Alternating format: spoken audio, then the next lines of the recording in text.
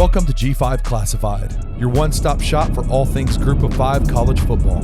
Stepping up to the microphone are your hosts, Gabe Kuhn and Kyron Samuels. Now, let's talk some G5 football. We are back. Episode 5 of the G5 Classified podcast is upon you. Gabe Kuhn here with my co-host Kyron Samuels. You can follow me on X at G_Kuhn71. Kyron on X at Kyron Samuels. Kyron, what's happening, brother? How's it going? Good, man. Happy to be back. We had a pretty eventful week. That was one of my favorite weekends of college football in a long time. So happy to get into it a little bit. Can I be honest? I know it really chaps my ass more than anything. Most of the things we're going to talk about, like a lot of the things we're going to talk about, like big picture in college football, it is realignment, NIL shit. Because we're going to start right here with the NIL. We have to say farewell to our guy over at UNLV after a hell of a start, man. 3-0 for the first time since 1984 for that UNLV program. And that's a team that is 23rd in the coaches poll. They have a chance. Really, they're in the driver's seat. We'll talk about Memphis later, although it depresses the shit out of me. But they're in the driver's seat, really, for that Group of 5 college football playoff spot because they have 2 wins over Big 12 opponents.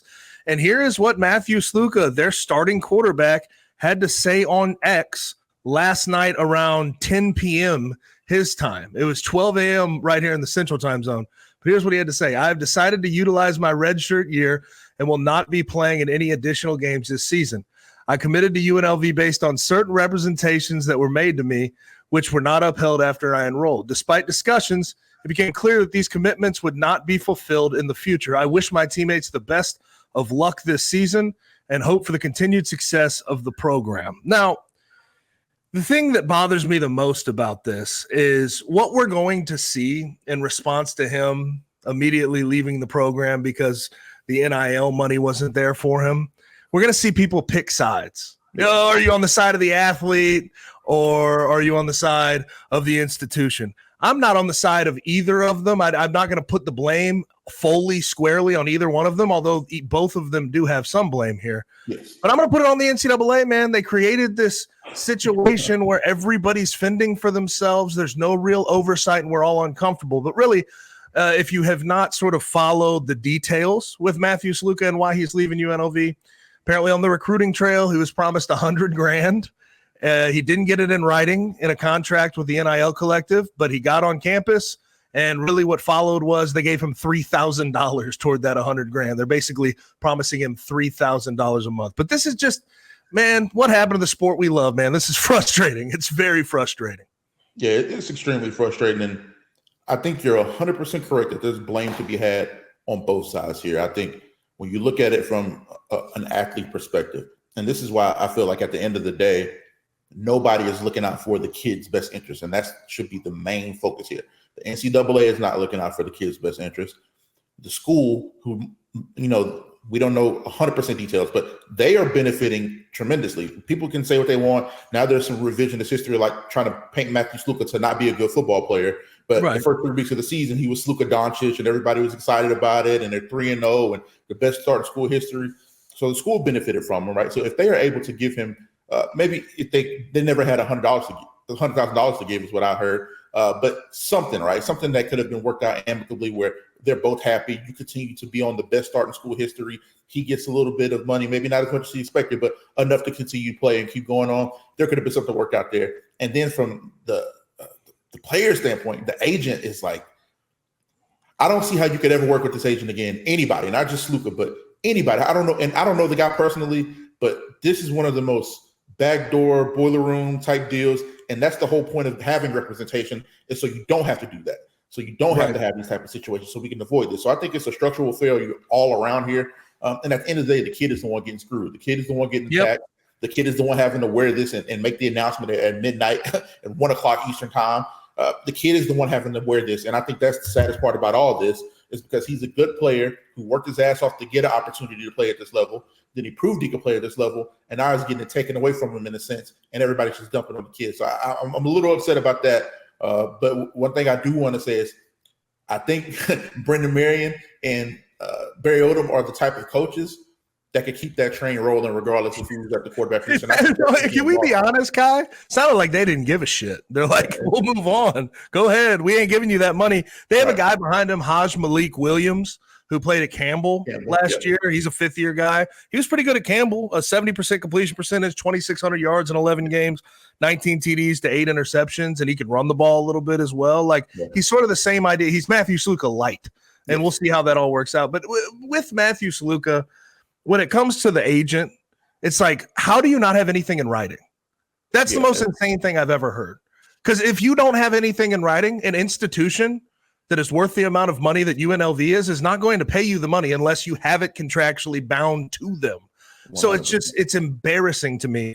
But on the other end, like, UNLV is not the only one out here promising, an amount of money that they can't deliver. Remember Jaden Rashada? Was it supposed to be $7 million from Florida? And then at Arizona State, he was supposed to get a fair amount of money. He never saw any of that shit because it wasn't contractually, signed and delivered. So, like, this is just frustrating. But honestly, going back to my original point, it all falls back to the NCAA 100%. Because there's no safeguards against any of this shit right now. And this is what you get in a world that is not policed the way it should be. Yeah, it's frustrating too on that end because everybody saw this coming. Of course. The writing was on the wall. I've been writing about it for 2 years now. This is not surprising to anybody. And I think that they're lucky that it's starting at a place like UNLV, or it's a kid like Rashada who was only known to diehard fans and hardcore people that are, that are fans of the school that he's been representing. But wait till this happens to a major profile player in college football. Wait till this happens at an SEC program, Big Ten program, ACC program. Wait till this happens on a grand scale. Do you think it'll happen at an SEC or Big Ten program just because they have their, T's crossed and their I's dotted a little bit more than somewhere like UNLV who can't really afford the $100,000 that this dude was promised? In regards to NIL, it'll be much different at those schools. But we just saw Barry Alexander, breaking news, USC's defensive tackle, just announced that he's going to be sitting out for the rest of the season and exercising his redshirt year. So I think on the NIL front, at the bigger institutions, it'll probably be a little bit more tight-knit. They don't want these problems. If they're paying these people this money, it's because they believe in those kids and they think those kids are going to be productive for them. So they're going to find a way mostly to get those guys paid. But I think in terms of just seeing these people take these years and exercise the rights that they have, because it's been a long time since, or never since we've really seen college kids really lean into that ability. We've seen coaches, redshirt kids, playing for 3 games just to give them a little taste, give them a little happiness, and then they sit them for the rest of the season, even if there's a senior that's not as good because they're looking out for the team. They want to, hey, we're not going to burn this guy's year because even though it's kind of backwards, right?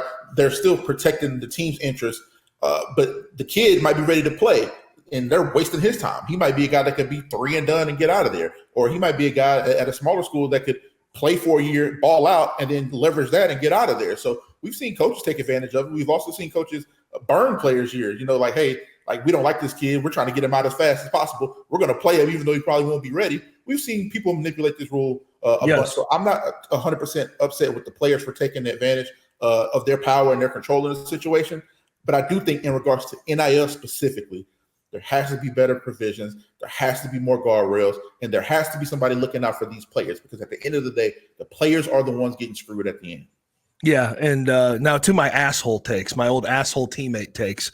One, what does it say about our game, the fact that a dude was owed $100,000 supposed dollars, and the dude has a 43.8% completion percentage, and he's never thrown for more than 161 yards in a game at the place he's supposed to get that type of money from? What does that say about my game, the game that we love, Kyron? Come on, man. There's something there that just bothers me a tad bit. But listen, if they said they're going to give him the money, they should probably deliver on that. Right. My other part of this, I can't help but shake this just as like a guy who had good teammates and was around guys that were loyal.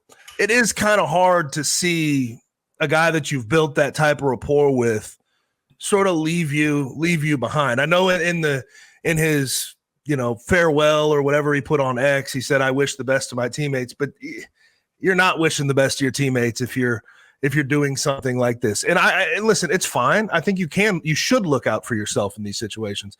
But at the same time, I can't shake that thought of like, there is part of this still in the back of my mind. You are quitting on a team that you had a lot of success with that is riding on the success that you're going to have this year. It is frustrating to see that for the other guys on the team, because I've been in that situation before, and I like loyalty. As much as we've sort of blurred those lines, I still enjoy loyalty. I do. 100%. I mean, and that word's been thrown around a lot today, quitter. And I find it difficult to stomach that, as a former player. I 100% understand that. I've been in those meeting rooms, and we've had guys quit on us before.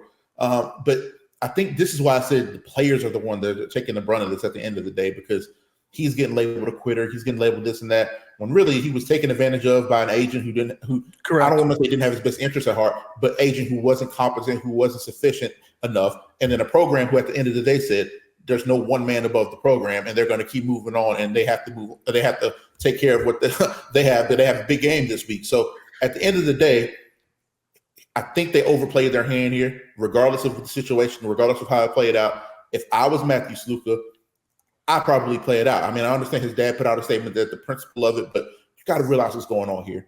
You're a guy that, I'm not going to throw the percentages around because it is hilarious when you look at it at face value. But I mean, they're throwing less than 20 times a game. It's low percentage. They're boom bust offense. They're explosive play, run the ball offense.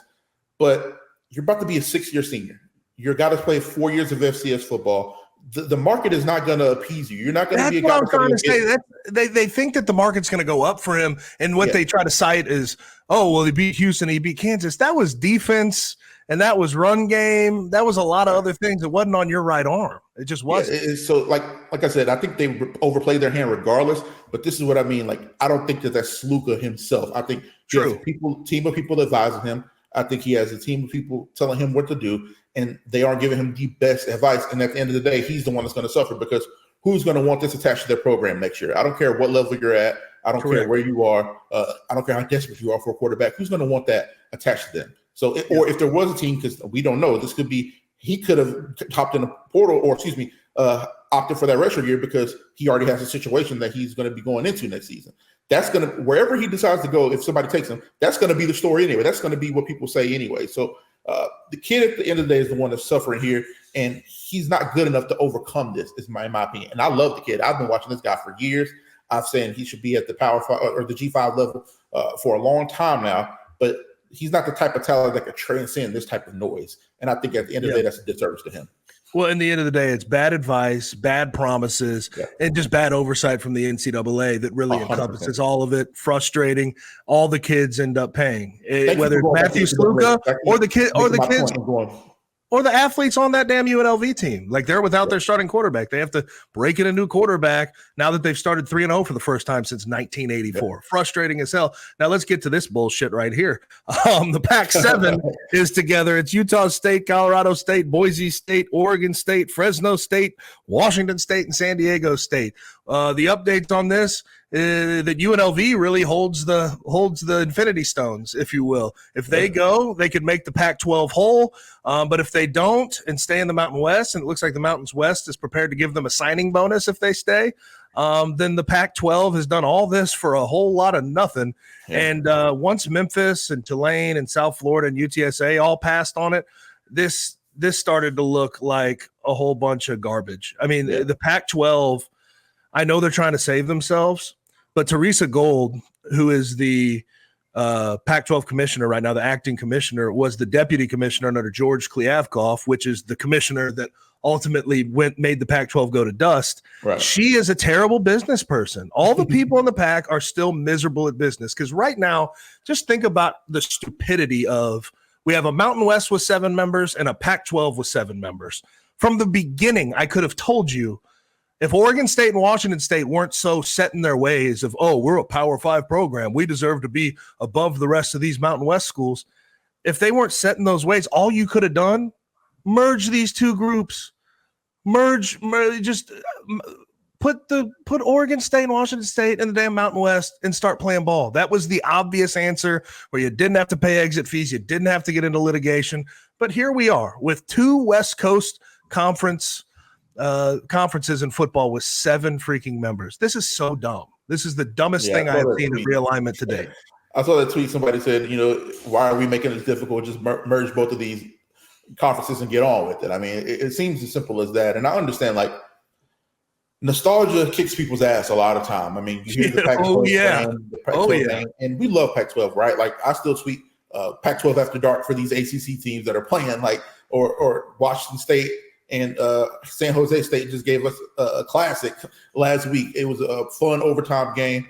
So we still love the Pac-12 after dark. We love nostalgia. We love the memories we have with that conference. But at the end of the day, like you said, it needs to make perfect business sense, right? So we talked about last week why it would make sense for a program like Memphis to join the Pac-12, and it made a lot of sense at face value, but not when the infrastructure turns out to be shit still. It turns out to be under poor management. It turns out to not be as fruitful as we thought it would be, or we were spitballing like, this sounds like a reasonable number. This sounds like reasonable hallmarks for these conferences to have, and come to find out, the Pac-12 is not prepared for that type of transition. The Pac-12 is not prepared for that type of acquisition and then growth after that. So it's a tough situation here because the programs are going to be the ones in limbo. I feel like the Washington States and the Oregon States, the players are the ones that are going to kind of suffer here. Again, I keep coming back to it. The players are the ones that suffer at the end of the day because now these kids are going to be in limbo. The kids that are committed to these programs, I feel terrible for them because it's like they don't know what's going to be happening with the situation. Are they going to be in the Pac-12? Is this going to change the way they view the prowess of the organization or the program? They might not want to go to Washington State or Oregon State because of this limbo and all this stuff that's going on. So it's a little frustrating, but I think at the end of the day, there was a perfect solution. And like you said, it was just to merge both conferences and get on with it because they're all familiar enough brands that we would have loved it.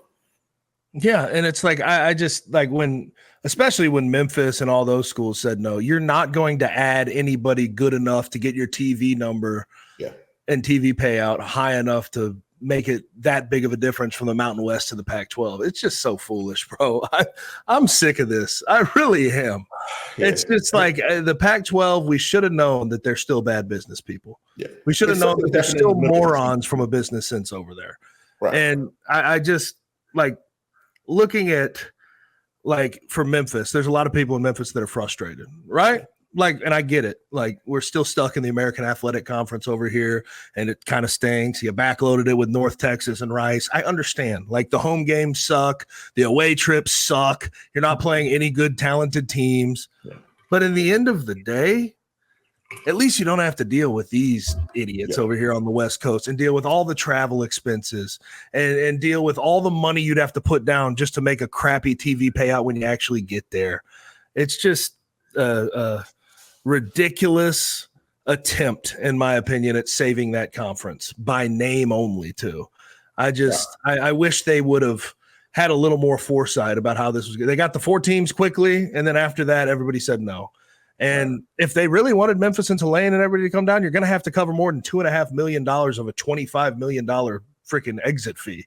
Yeah. Memphis can't afford that shit. Yeah, are you kidding me? From that they can't do that. If they were going to afford a $25 million exit fee, they better be going to the Big 12 and the ACC. Yeah. They ain't going to no non-Power 5 school. But enough of that. Let's get to actually what we saw on the field last weekend. And this is my biggest question coming out of last weekend. You had number 6 Tennessee on the road against Oklahoma, their first true road game for Nico Iamaleava in the SEC, and I thought he played relatively well. But Tennessee wins 25-15. And what was amazing about this performance from Tennessee, if you watched second half offensively, they went conservative. They were just trying to not make any mistakes. And what did they do? They leaned on their defense, and their defense caused Jackson Arnold to get pulled out, and it looks like he's never going to get back in. Michael Hawkins Jr. Is going to replace him, an unheralded 3-star. Who saw that one coming? And we'll talk about that in a second. But Tennessee's defense stood up, didn't let Oklahoma run the ball at all, was pretty good in the secondary, even though a lot of people considered them gettable because they're starting some freshmen and some younger guys that don't have a bunch of experience. That Tennessee team proved something to me this week. I still want to see them against better competition because they're going to have Georgia and Alabama on the schedule. But I am to the point where if that defense can play like they did last week, fast sideline to sideline, really good front 7. James Pierce is great. Keenan Peely, their linebacker, I think is a future pro. I think that this team could be in that national title contender conversation, truly. Yeah, I think the biggest thing I took away from this game is that Nico is close. He's not there yet, but he's close. like a couple throws he made. He ripped that one over the middle of the field and time in. He comfortable in the pocket and looked off the first side and then worked his way back. I thought that was beautiful seeing a guy like that with real NFL level talent. And that offense is pretty interesting. I think it's a different dynamic that adds to that offense because you've seen all the vertical stuff and all the quick hitting stuff, but that ability to attack the middle of the field is something that's kind of been lacking over the last couple of seasons, and the ability to be able to work through those reads. So I really like what I saw from Nico, but I am of the same mind that I need to see them against a better team. I think Oklahoma is a really good defense. I was very impressed by what their defense did, especially because the offense put them in inopportune situations pretty much all night. There was a couple of turnover on downs. There was 3 turnovers. They force turnovers and get the offense in perfect positions. Then next play, Jackson Arnold turns the ball over.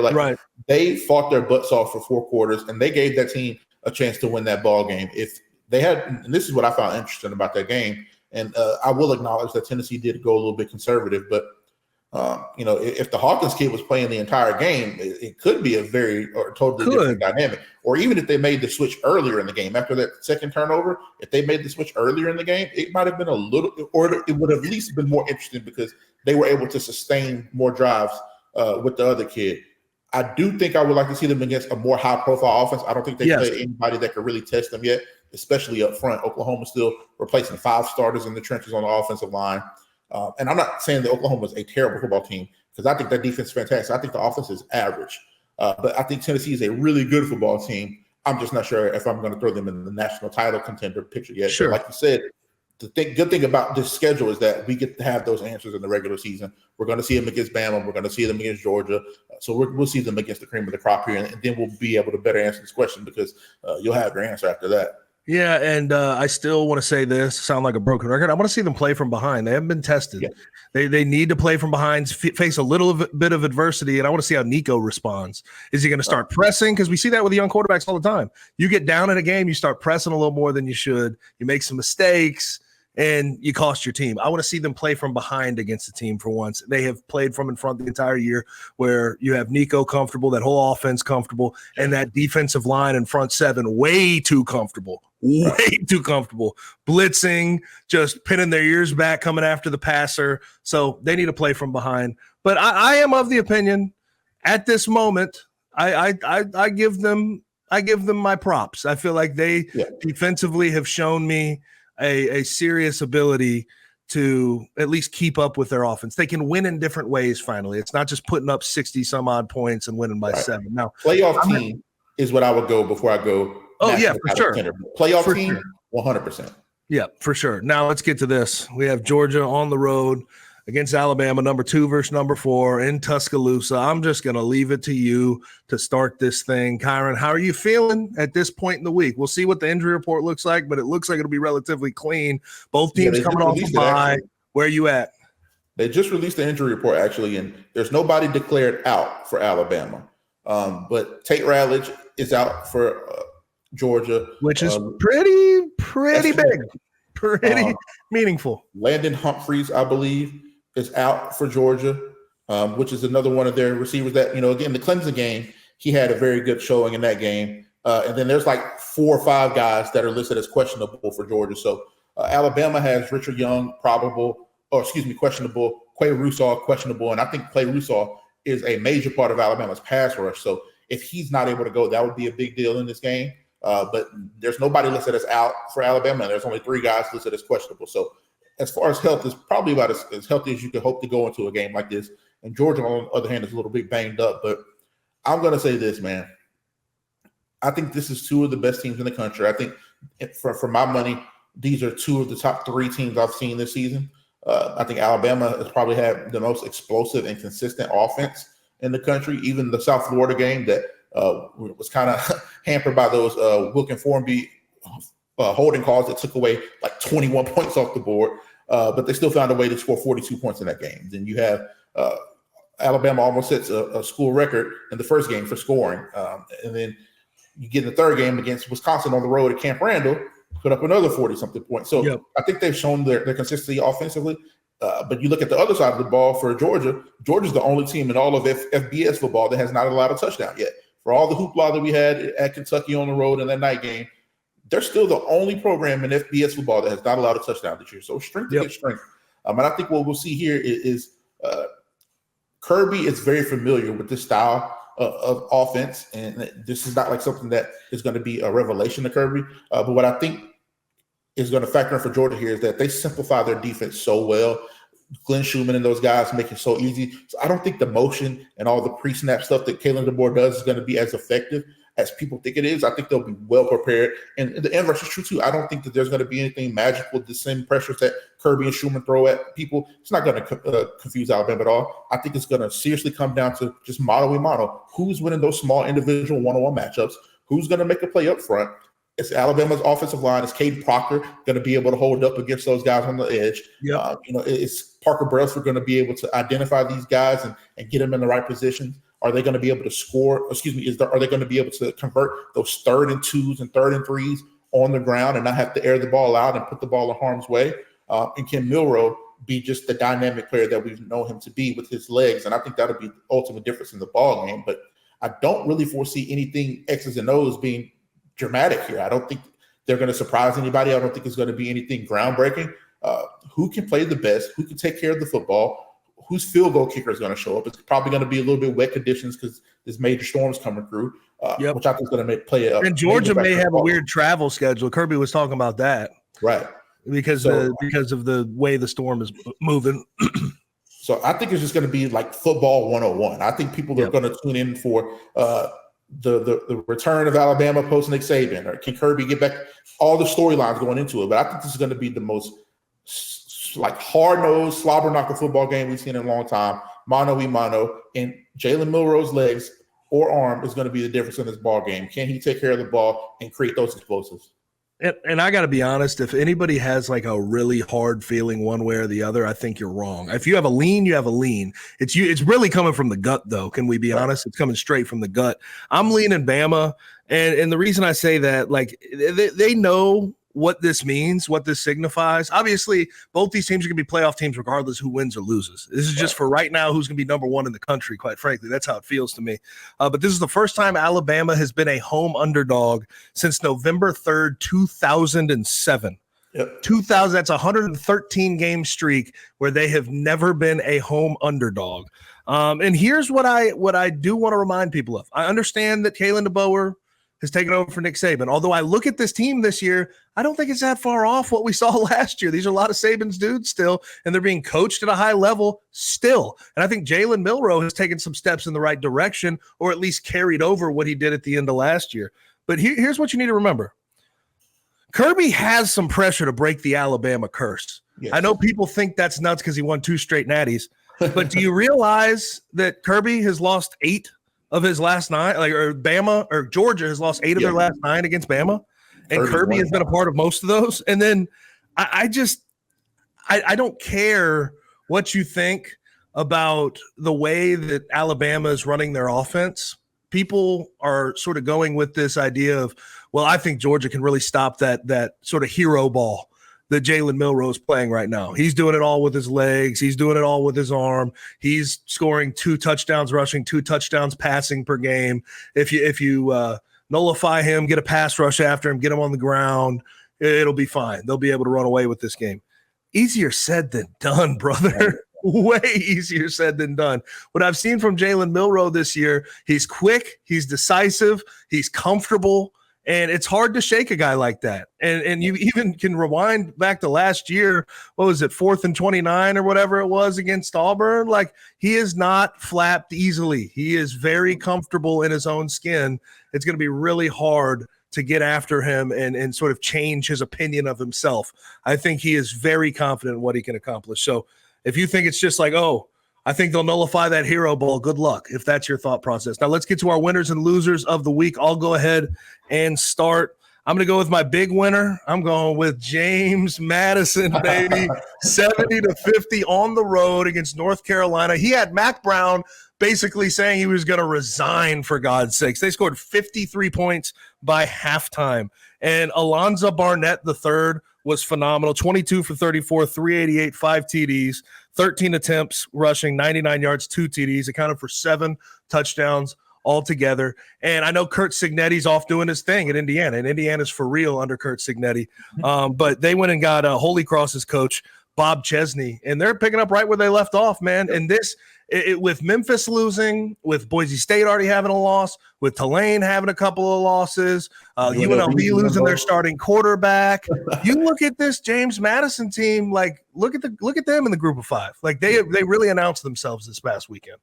100%. It was a crazy performance. I look up and I see the score bug, and I'm like, wait, what's going on? So I flip over to it, and then they get a pick 6 right before halftime, and they're like up 53 to 20 or something crazy like that. And they kind of let off the gas. I don't want to say let off the gas, but they had a 40-point lead, but they kind of gave up a lot in the second half. But man, like you said, in terms of G5 prospects going forward, man, they have to be the favorite right now. They look really good in the offense, especially we'll talk about, I think Tulane look really good. They're not a playoff contender, but they had a very impressive win over Louisiana Lafayette. But I don't think there's anybody in the group of 5 that can match James Madison's scoring right now. They just score so many.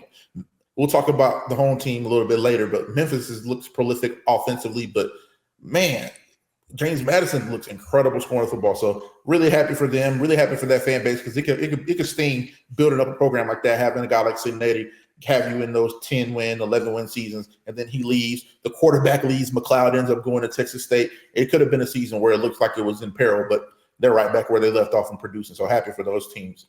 Yep. Now your winner is he's pretty used to being on the show. I can tell you that. Man, I can't believe I'm having this conversation again, but I'm just awestruck. I've never seen anything like it, man. I keep seeing people compare Travis Hunter to people of the past, and I just think it's a disservice to Travis Hunter. I saw I think it was RJ Young from Fox was like, oh, he's like Randy Moss and Calvin Johnson and those guys, and like Larry Fitzgerald. He said they didn't win the Heisman, but we all understood that they were the best.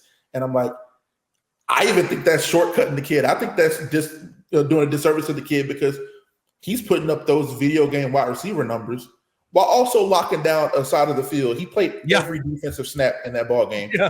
I've changed my opinion, by the way, on him as a corner by the past few weeks. He is really he has been locked the fuck in. He's been unreal. And not just in coverage. He's coming up and making plays in the alley. He's tackling. He made the game forcing fumbles. Right, like the game-winning forced fumble. Like, he is not only locking down, but he's being physical. He's showing that he's a well-rounded player. And it's only 4 games into the season, so I don't want to speak too bluntly about this. But he's kind of telling people, to shut the fuck up a little bit about the health concerns too. He doesn't look like this is wearing him down. Like, we'll have to see it, over the course of the next couple seasons, next couple weeks. But he's playing this stuff, and he still looks like he has more energy than everybody at the end of the game. So it's crazy to see that. But we've never seen a guy play this well on both sides of the football. Like, I'm sorry though, Kai. I got to keep talking about the health and how that's going to work long term, man. That still concerns the hell out of me. 100%. But I will say that he's draft eligible, and I don't think that there's any doubt. I don't even think if let's say he does get hurt, that kid's going to play the NFL next year. It doesn't matter. Oh, yeah. He's going to play the NFL. So long term, 100%. But man, over the course of this season, I think he is going to be healthy enough. I'm wishing that health for him. But man, I've never seen a kid be this good. You said it last week, I believe. As good as Charles Woodson, Chris Gamble, those guys were, we knew that they were defensive backs. The fact that they returned some punts and did some offensive reps, we knew they were defensive backs. The closest thing I can think to Travis Hunter is Champ Bailey, because he played significant snaps on offense, but it still wasn't even close to what Travis Hunter. But you still knew he was a DB. You still knew it. We still knew he was a DB. So I've never seen somebody like this. I think we need to really respect Travis Hunter and appreciate Travis Hunter for what he's doing right now, because it is historic, and we may never see something like this again, truly. Yeah. Now, getting to my loser, it could be, Ronald Reagan could be the president. Barack Obama, the coach at Nebraska could be at this point. It could be, you could go back to Tom Osborne in his prime. It could be Scott Frost. It could be Matt Rule. You could have a good quarterback or a bad quarterback. The state governor could be anybody. One thing Nebraska will always mess up is the fourth quarter of ball games. At home, they lost one 31-24 in OT to Illinois, and they look good through 3 quarters. Tell me if you've heard that before. They've played in there and stuck in there with Ohio State over the years. Michigan, Oklahoma under Lincoln Riley.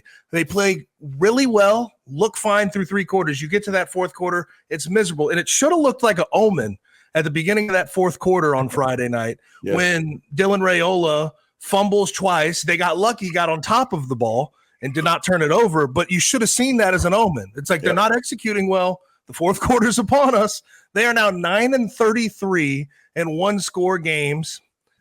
And that's the most recent stat I've seen. And the other part of this, I was talking to Colton Denning. Colton, we'll have him on the show. We'll have him on the pod here in the next couple of weeks. But he works Two Stripes CPD, does good work there as a YouTube channel. But I was talking to him on my show because he's got a weekly spot. And he said their last 8 overtime periods, they have negative 20 yards. That's the type of execution that gets you screwed, that kills your program, that gets coaches fired, no matter who they are. And I think they're a better team. I think Dylan Raiola is a good quarterback, but their execution in fourth quarters in the past decade it's absolutely killed them. It has killed that program and put them in the dirt. And I know there's some people that want to go directly after the field goal kicker for pulling one and missing when they had a chance to go ahead. But I want to make it very clear. If Dylan Raiola hits a guy that's 5 yards wide open, butt naked in the end zone, that field goal never has to even get attempted. So it goes throughout that entire team. I think that program, truthfully, because I stand by this because I've seen it at the University of Memphis. You learn how to win and you learn how to lose. That program has learned how to lose. Yep. It's funny you mentioned up the stats. So I bookmarked these as soon as I saw them because I knew we were going to talk about it at some point. Nebraska has not scored a touchdown or a point in 7 consecutive overtime games heading back to 2014. So for the last 10 years, they have not scored a point in overtime. They are also 0-27 against ranked opponents since 2016. They have dropped 8 consecutive overtime games. It's just some crazy stats when you think about a program with the pedigree and the history of Nebraska. This just simply isn't good enough. And the worst part about it is it's not like they're like just dog shit. They're in the games. They have opportunities to win. They should win a lot of these ball games. It's the fact that they're just, like you said, have found a way to lose. And I don't, this is your topic, so I don't want to spend too long on this, but somebody has to sit the kid Raiola down and really tell him to like dial back the Pat Mahomes cosplay. Oh no, that shit's weird. It's weird. It's actually costing them on the field as well. Like the fumbles that we were talking about, he's trying to do too much, make something happen earlier in the trying to do that lackadaisical sort of prancing around Patrick Mahomes thing. Yeah, in overtime, try to throw the Patrick Mahomes off balance sidearm across his body when set your feet, make a wide open throw to your tight end, and the game's over. That type of stuff is actually costing them ball games. And OG needs to sit him down and be like, hey, man, listen, it's okay to have idols. It's okay to have examples to look up to. It's okay to be obsessed with a guy that is showing you the blueprint of how to do it. But this is what we need to do. This is fundamental football. This is what's going to help you get to those places where you can be a guy that has the type of influence one day. And it's costing us ball games. I truly do believe if he was more fundamentally sound and not trying to do all the extra stuff and kind of be the player that he's created in his brain that he's trying to emulate, he would be even better than he is now. And that would be a scary thought because he's really fucking good already. Yeah, but I was always told though, if you're like good enough, like he's a 5-star recruit, brother. Like he was top 3 quarterback coming out of high school. Like get your own swag, man. Like just do something else. You can have your idols and all. It is. I don't care if he's 18. Like people keep trying to like shake it off. Like he's 18 years old, man. He's still a kid. I don't give a damn. Shit's weird. Shit's weird. Come on, get to your loser. My loser is USC, man. And it's a team that I've covered. I'm covering for SI, and I have fun covering them because there's a story every day, right? There's something to talk about every day. And the biggest story for this season, for me personally, has been the growth of the team. It is clear. It is night and day, especially on the defensive side of the football. This is a much improved team. This is a much better team than they have been in the past. They're more disciplined. They're fit and run. But it's not good enough to just be happy with incremental progress. They've just not been good enough in the moments that matter. Even against, LSU, they found a way at the end to win that ball game. But LSU contributed heavy to that. I mean, LSU shot themselves in the foot multiple times. Against Michigan, you come out, it's pretty embarrassing there for them in the first half. They run for 199 yards, Michigan that is, against you in the first half.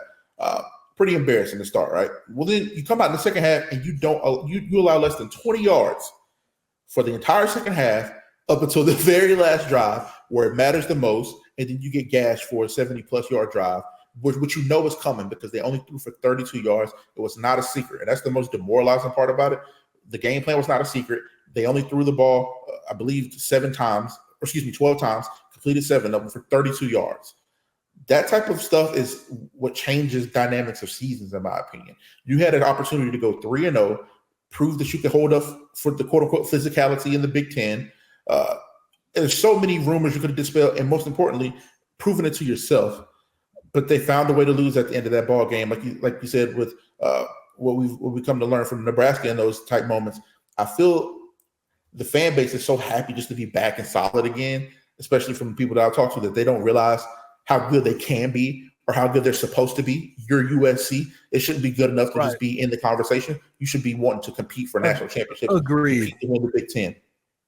So 100%. And some people will shake it off. It's like, oh, Michigan, reigning national champ. That ain't the same team, brother. No, and you can't do that because sure, maybe they're still tough. They have some good players in the back end of their defense. Of course, Will Johnson, everybody talks about. But like, what bothers me, that Michigan team is so on offense. They have one thing they can do to you. One.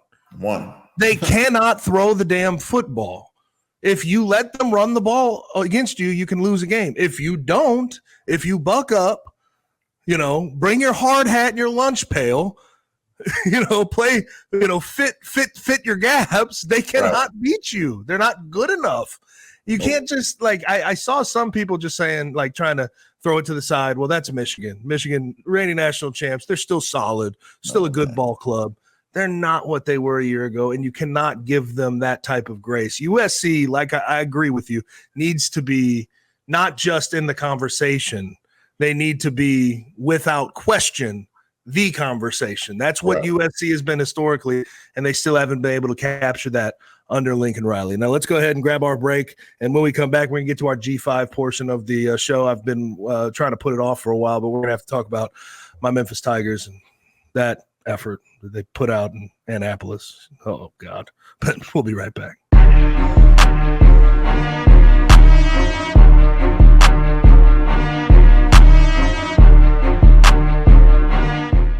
Last week we talked about the Memphis Pac-12 idea, and we knew that Memphis was going to come up with a decision. We talked about it last week almost in the light of it being a no-brainer as long as the finances can make sense. Yes. Well, seemingly the finances didn't make sense, and Memphis did not end up in the Pac-12. They recommitted to the American Athletic Conference alongside all the conference mates that the Pac-12 was trying to poach. This came down to a $25 million plus exit fee that the Pac-12 was not willing to give you much on. Kind of in the same vein as the Navy game. It's very disappointing in a sense. I mean, obviously, you don't want to force an issue like this and end up in a bad position.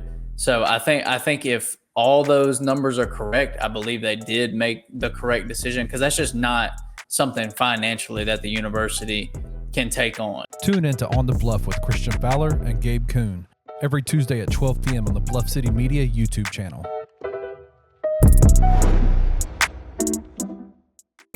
I believe Derrick Rose, if you say, if he's still on the roster game 1 in Utah, who's going to be the guy tapping Ja's hand as Ja Morant comes out of the game? It's going to be Derrick Rose. I wholeheartedly believe that to be the case.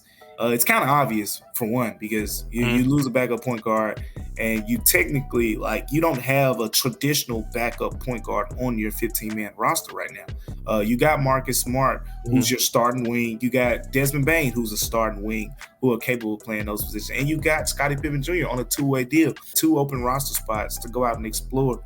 Potential backup bigs, potential backup point guards. I don't think they're going to address those roster spots with a wing. Derrick Rose, he's pretty much, hey, I want to be bought out the contract. They didn't expect that. So with that being the case, the Grizzlies have to kind of pivot on their feet as well. Tune in to The Anthony Sane Show Wednesdays and Fridays at 12 p.m. weekly on the Bluff City Media YouTube channel.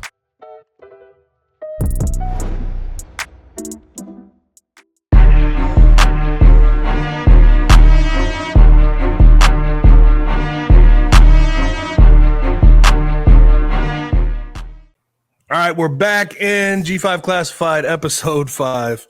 And we have to get to what I've been putting off this entire show, and that is Navy 56, Memphis 44. In a game after Florida State, when you were riding high, you had a chance to win and without question be in the top 25 of the AP poll. You had a chance to, put yourself in a position where you are without question the G5, the team that need to be dethroned is the G5 college football playoff rep. And I know there's still a lot of season, but Memphis's defense wasn't ready to go. They didn't accept the challenge. A week after we were singing Jordan Hankins praises, they gave up 566 yards to Navy.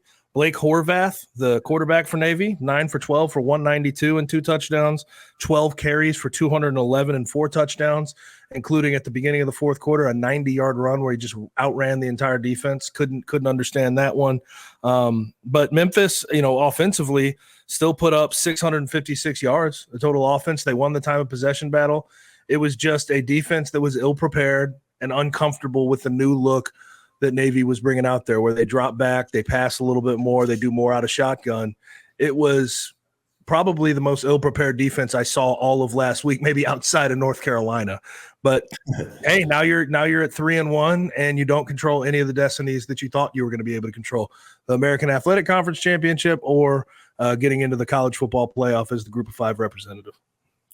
Yeah, it's kind of surprising, man. I wasn't watching that game live, so I couldn't believe it. It was pretty much a formality in my mind. I thought Memphis was going to go out there and handle business, and I have a ton of respect for those Navy-type programs, those military academies that make things difficult for you, especially on the ground. But, man, it was surprising to see the score and then to watch the fourth quarter of that ball game and see the end result and how it happened. It's just shocking, man. There really is no explanation for it in my brain either. I just didn't see this coming, especially not like this. You look at a ball game where you have, over 650 yards of offense and you score 44 points. If you're Memphis, you would take that 10 times out of 10 and think that you win that football game, no matter who you're playing against. It could be a Power 5 team, whatever. You think you were going to be the team to have that. So shocking result. And like you said, they're out of control of their destiny, but I still think there's a lot to play for. Sure, it's not going to be the same anymore. You're just going to need some help along the way. Army and Navy are undefeated in conference, and you can still play for a lot. Now, here's 2 stats I want to reference. Blake Horvath, quarterback for Navy, who I already mentioned his rushing stats, 17.6 was his average per run. The average per play for Navy, 10.7 yards per play. They're averaging better than a first down per play. And here is the worst stat of them all, Kai, that we got sent by a friend over the weekend, and I think you've seen it, but Navy had 7 offensive touchdowns. They only faced 6 third downs. They had more touchdowns than third downs faced. I can't really say more. It's just, this is, if you told me Memphis was going to lose this game going into it in Annapolis, I would have said Navy won the time of possession battle. They didn't. I would have said Memphis turned the ball over multiple times. They didn't until the very end. And that was another thing. They sort of let all the Tiger fans back in by getting an onside kick and having a chance to go in. And then Seth Hennigan makes probably the worst throw of his career into triple coverage, and Navy takes it back for a pick 6. But if you would have told me that Navy was going to win, I would have said Memphis made a bunch of errors and Navy controlled the ball. And that's not how it went. It was up and down. It was a shootout against Navy. That can't happen. It just can't happen. If you want to be taken seriously, if you want to be a college football playoff team, that cannot be the case. Now, let's get to our Group of 5 game of the week. We have Washington State, who's been pretty damn good. John Mateer is their quarterback, really solid player, going on the road to face Boise State. Boise State, 7.5-point favorites. I like Boise State in this game, I got to say, especially at home. But Washington State is not joking at all. Washington State has a good ball team, and they look like they are trending in the right direction. Now, I don't know what it's going to look like, but we've already talked about the Pac-7 thing and how the Pac-12 is ultimately going to look in a few years. But this should be a really fun game to watch. 100%. I mean, Wazoo, I said earlier in the show, they gave us a classic against San Jose State in that overtime game we got to watch last Friday night. And they're an exciting program. I mean, you have them there at 4-0 undefeated. You have Boise State sitting here coming off of that disappointing loss, and then they come back and handle business last week and get a W to get back on track. And this is a major game, and I think this is kind of really the start of Ashton Jeanty's Heisman campaign. He'll have all eyes on him. I've been beating the horse for this kid already, but he's going to have all eyes on him after the Alabama-Georgia game. People are going to want that Pac-12 after dark feeling, and you're going to get to watch a kid like that have the main stage. And, Boise starting to get a little bit of respect here, too. They're at the back half of the top 25. They're in there at 25. If they can start to put together some nice wins and kind of get into that middle of the ground there, he'll have a much more compelling case for his Heisman campaign, because you can't say they aren't winning games. You can't say they aren't one of the better teams in the country. And it's going to go a long way in helping him in that case. So I think this will be the game that we really see him kick off that campaign. Here's the big but, though, for Boise State. If they lose this game, though, count them out for college football playoff. I'm not saying Ashton Jeanty won't be in New York. I still think he'll put up good numbers the rest of the year, and they can win 9-10 games, and maybe that could get him a little bit of a nod, although he'll have some competition. But if Boise State loses this game, you get to 2 losses at this point in the season, you can kiss those college football playoff hopes goodbye for the most part, unless you have a lot of help around the rest of the country and everybody starts cannibalizing each other in the group of 5. Now let's go ahead and wrap up the show here, and let's get to our picks. I was 2-1 last week. Kyron, I don't know if you were keeping track of what you were last week. Track. I need to keep track. I'm going to go back and listen at the end, and I'm going to tally all this up so we can start keeping track of that on the show. Yeah, but I'll go ahead. I was 2-1 last week. I'm going to start with my lock. I'm going to take Memphis -25.5 versus Middle Tennessee. Middle Tennessee sucks. They're really bad. And this opened at 24. I think Memphis line beat the ever-living hell out of Middle Tennessee because they're the next one in line after a really heartbreaking loss. I just feel like Memphis is going to run it up as much as possible. They're going to try to beat Middle Tennessee State by 80. I don't think they're going to, even if they get in the second half with a massive lead, I don't think they're going to take their foot off the gas. I think Ryan and this staff have gotten to the point where they are not willing to play conservatively anymore. So I think this will be an absolute ass kicking in Simmons Bank Liberty Stadium on Saturday. I like that. My lock is Oregon and UCLA over 55.5 total. I think Oregon is going to put up 40 something themselves. I mean, UCLA, even though they aren't a very good football team yet, they're playing very hard. I think Foster has impressed me a little bit. The games that they've been in, they play LSU, gave them all they can handle, even though I don't think LSU's that great. But they gave LSU all they can handle for about 3.5 quarters, 3.3 quarters there. So I think they're a team that's going to compete. But Oregon's too dynamic. They're going to score a ton of points against these guys. And I think UCLA is just competitive enough. Eric Bieniemy's doing a decent job with that offense. They're going to score some points themselves because Oregon hasn't proven that they're a stalwart shutout defense yet. I think 55.5 is a very good number, and they'll go over that. All right, now get to shocks here. I'm going to go with Bama +2 or +2.5 versus Georgia. I just feel like Jalen Milroe is unflappable. I don't think that Georgia defense can really get after him. And Georgia, we already went over the injury report. They have a couple of guys out. Tate Ratledge not playing in this game is massive for Alabama's defensive front. They can stop the run. They can be more comfortable themselves. Now they're not going to have Quay Russaw, or you said he's questionable or something like that. So their pass rush may be a little bit down. But Georgia has not shown me so far this year, I guess a little bit in the Clemson game, that they're able to push the ball down the field and make some things happen down the field, create a whole bunch of chunk plays. I think you have to have that. You have to have that explosive ability against Alabama to get them on their heels defensively. But I think Bama at home in Tuscaloosa, I don't care if Nick Saban's not the coach. You have to have Kirby prove that he can get that Alabama monkey off his back. So I'm going to go ahead and go with Bama +2, and I think they could win outright against Georgia. Cool. My shock of the week is Stanford. I'm going to take Stanford +22. The line has actually moved from the beginning of the podcast till now. Before it was a 21-point Clemson spread. Now it's a 22-point -22 spread. So I'm going to take Stanford with the points. You get 3 touchdowns with them. Clemson has proven that they're a solid offense. They're pretty good, but I don't think they're good enough to really represent that type of a spread. So it's going to be interesting to see that, but I'm going to take Stanford +22, and it shouldn't be that much of a shock. I mean, if you watch Stanford play, they're coming off that good win against Syracuse. So I think they'll be a team that's going to be able to score points, maybe not stop them on defense as much, but I think they'll be able to match them a little bit, and we'll see a good game. Definitely not a 3-touchdown victory. Yeah, now I saw this line and it stunk to high heaven so much that I had to take I had to take it. Baylor is they're 3-point favorites at home against BYU, who just beat Kansas State at home 38-9. I'm going to take Baylor -3. Like it's so against what I would actually think this line would be that I'm going to go ahead and take Baylor at home -3. Sawyer Robertson came in for Daquan Finn, and he's been a little bit more consistent, not turning the ball over at quarterback. And BYU last week, I know they had a pretty convincing win over Kansas State, but Avery Johnson had a young player, first-time starter game. And I think that's why BYU was able to take off.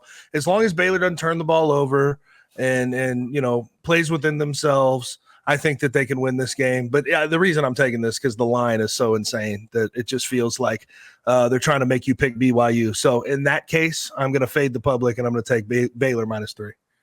I like that. I'm going to take, for my next one, I'm going to do South Alabama and LSU over 65.5. I mean, LSU has been explosive on offense, maybe not as consistently as you would have hoped for so far this season, but they've been explosive on offense. They're going to score points in every game they played this year.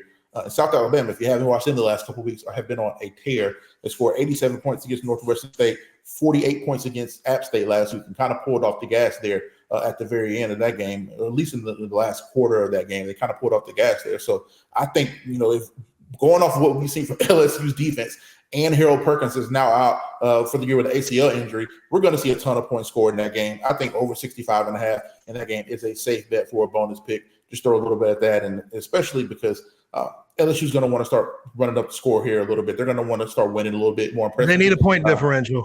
They need some tiebreakers.